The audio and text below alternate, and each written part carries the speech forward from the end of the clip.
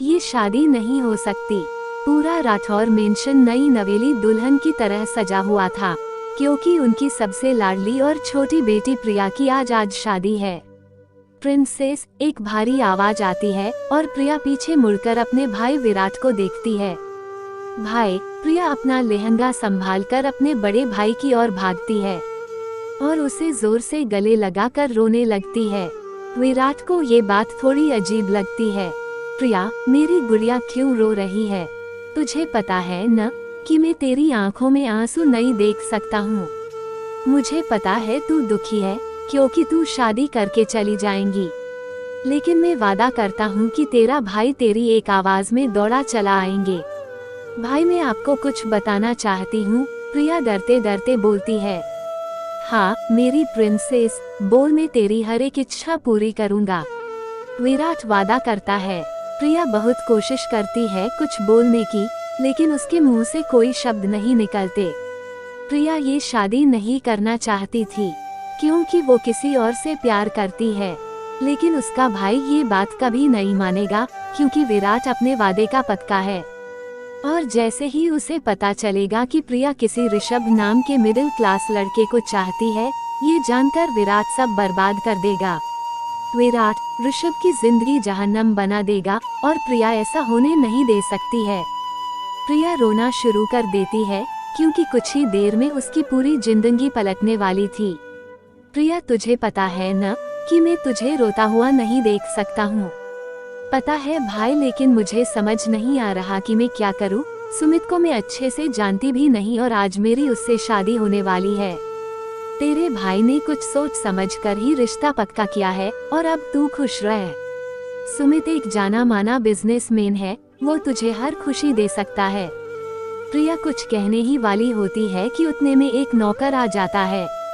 Virat sir, आपको नीचे बुला रहे हैं। मैं आता हूँ, तुम जाओ। विराट प्रिया की तरफ हंस कर देखता है और उसका हाथ पकड़ता है। तू दुनिया की सबसे सुंदर दुल्हन है, ये कहकर विराट कमरे से चला जाता है। प्रिया इधर उधर घूमती है और फैसला करती है कि वो 3 जिंदगियां बर्बाद नहीं कर सकती। वो अपना लहंगा उतारकर सिंपल सा जीन्स और टॉप पहन लेती है। प्रिया खिड़की से झांक कर देखती है कि सिक्योरिटी बहुत टाइट है, तो वो अपना मुंह दुपट्टा से कवर कर लेती है।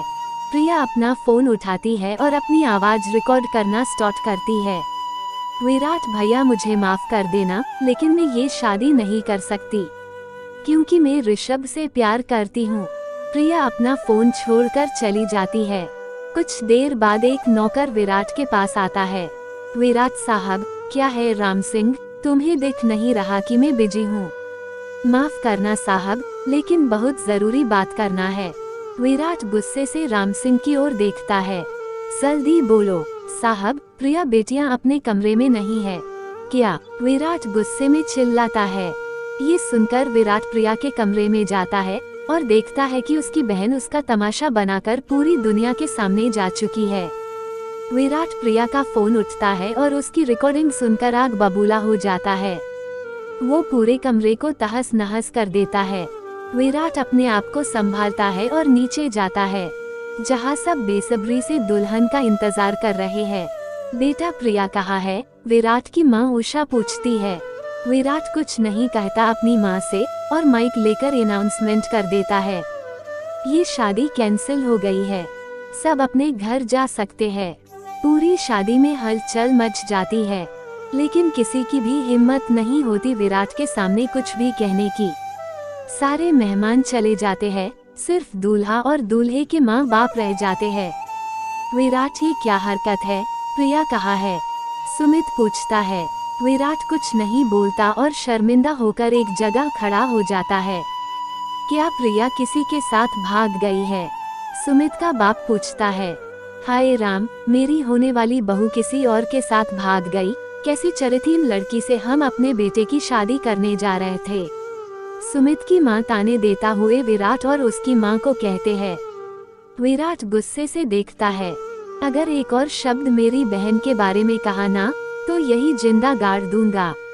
हमें चुप करने से अच्छा है कि अपनी बिगड़ी हुई बहन को संभाल लेता। पता नहीं कहाँ कहाँ अपना मुंह काला कराकर घूम रही है। सुमित का बाप सक्सेना कहता है। विराट गुस्से में सक्सेना की कॉलर पकड़ लेता है। सारे नौकर सक्सेना और विराट को अलग करने की कोशिश करते हैं। मेरी नजरों के सामने से चले जाओ, इससे पहले मैं अपना आपा खो दूं। विराट गुस्से से सक्सेना को धक्का मार देता है।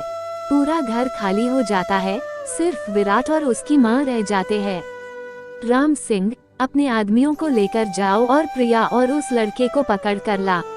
और याद रहे, मुझे वो लड़का जिंदा चाहिए और मेरी बहन के ऊपर एक भी खरोच नहीं आना चाहिए। जी साहब। राम सिंह अपने आदमियों को लेकर वहां से चला जाता है। विराट बेटा, अब हम क्या करेंगे? उषा विराट के कंधे पे हाथ रखकर पूछती है। माँ, आप आराम करो, मैं वादा करता हूँ कि उस ऋषभ और उसके पूरे खानदान को बर्बाद कर दूंगा। विराट की आंखों में एक अलग ही बदले की भावना है। मैं विराट राठौर वादा करता हूँ कि अपनी आज की बेइज्जती का बदला लेकर रहूंगा। क्या विराट अपनी बहन को ढूंढ पाएगा, या फिर अपनी बहन के प्यार में विराट किसी ऐसे शख्स से मिलेगा जो उसकी जिंदगी हमेशा के लिए बदल देंगी? देखिए अगले भाग में।